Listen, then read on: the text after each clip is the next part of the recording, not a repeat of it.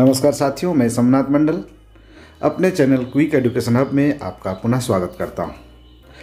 आज आपको JHTPD के जो इंटरमीडिएट का 5वां मॉड्यूल है उसमें मुख्य प्रश्नोत्तरी को मैं कराने जा रहा हूं। तो यदि अभी तक मेरे चैनल में नए हैं तो प्लीज़ मेरे चैनल को सब्सक्राइब करें एवं दिए गए बगल के बेल आइकन को भी क्लिक करें। आप मेरे इस वीडियो को YouTube के अलावे फेसबुक, ट्विटर एवं मेरे ब्लॉग पेज पर भी देख सकते हैं।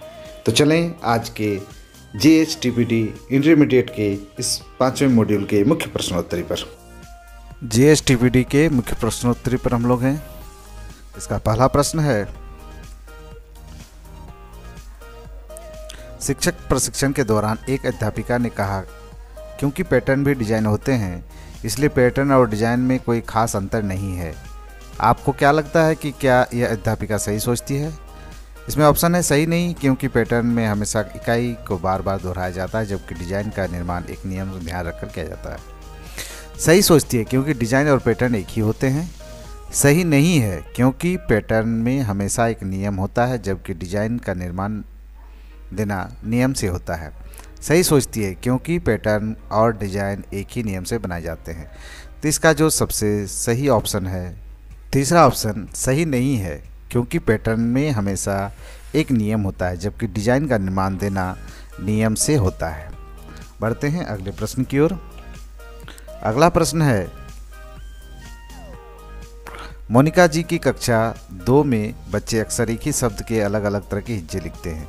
इस स्तर पर उनकी कौन सी प्रतिक्रिया सभी बच्चों के हिज्जे विकास में मदद कर सकती है?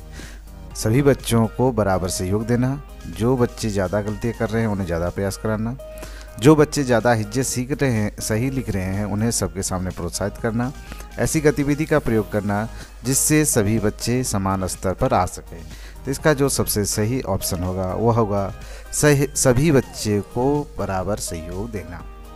बढ़ते हैं अगले प्रश्न की ओर। अगला प्रश्न है, कक्षा 1 के अध्यापिका रानी जी ने अपनी कक्षा में रंगीन और आसान नियम वाले पैटर्न की शुरुआत की। आपको क्या लगता है, रंगीन पैटर्न के साथ छोटी कक्षा में शुरू करना अच्छा विचार होगा? इसमें ऑप्शन है सही नहीं होगा, क्योंकि छोटे बच्चों को इस कक्षा तक रंगों की अच्छी पहचान नहीं होती है। अगला ऑप्शन है सही नहीं होगा, क्योंकि रंगीन पैटर्न संख्या पैटर्न से अधिक जटिल होते हैं। तीसरा ऑप्शन है सही होगा, क्योंकि रंगीन पैटर्न अधिक आकर्षित होते हैं। और आखिरी ऑप्शन है सही होगा, क्योंकि रंगीन पैटर्न बच्चे अपने आसपास अधिक देखते हैं। तो इसका सही ऑप्शन है सही होगा, क्योंकि रंगीन पैटर्न बच्चे अपने आसपास अधिक देखते हैं। सबसे अंतिम ऑप्शन सही है। बढ़ते हैं अगले प्रश्न की ओर। अगला प्रश्न है, नीचे दिए गए सवालों में से कौन सा सवाल आपको गहराई से चिंतन करने में मदद करेगा? जो शिक्षण प्रक्रिया मैंने इस्तेमाल की उसे पाठ के उद्देश्य पूरे हो पाए या नहीं?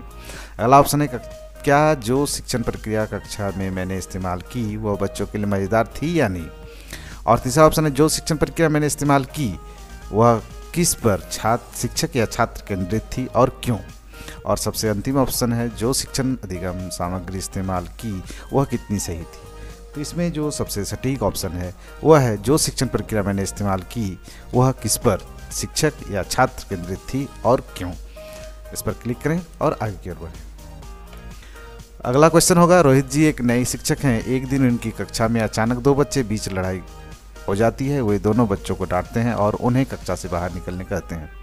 यह सब होने के बाद रोहित जी को लगा कि समस्या हल होगी, लेकिन कुछ दिन बाद इन बच्चों में फिर लड़ाई हो गई। रोहित जी बच्चों के बीच हो रही लड़ाई और उसकी कक्षा में आने वाली परेशानियों को हल क्यों नहीं खोज पा रहे थे? सबसे उपयुक्त ऑप्शन पर क्लिक करें। इसमें ऑप्शन है, रोहित जी ने परिस्थिति के बारे में शुरुआती समझ बनाई और उसी तक सीमित रहे। दूसरा है, उन्होंने बच्चों के व्यवहार के बारे में चिंतन ही नहीं किया। उन्होंने समस्या को गहराई से परखा और सोचा विचार करने के बाद भी गलत निर्णय लिया। और अंतिम ऑप्शन है, रोहित जी अभी विद्यालय में कुछ दिन पहले ही आई हैं, इसलिए समस्या का हल वह नहीं निकाल सकते। तो इसमें जो सबसे सटीक ऑप्शन है वह है, रोहित जी ने परिस्थितियों के बारे में शुरुआती समझ बनाई और उसी तक सीमित रहे। इस ऑप्शन पर क्लिक करें और आगे बढ़ें। इस तरह इसमें कुल 5 प्रश्न थे। सभी क्वेश्चन का हम लोगों ने हल किया और कोई भी क्वेश्चन स्किप नहीं किया। सबमिट बटन दबाकर अपना स्कोर को जांचें और इस तरह आपके 5 के 5 स्कोर हैं और इस तरह वीडियो देखने के लिए आपका बहुत बहुत धन्यवाद।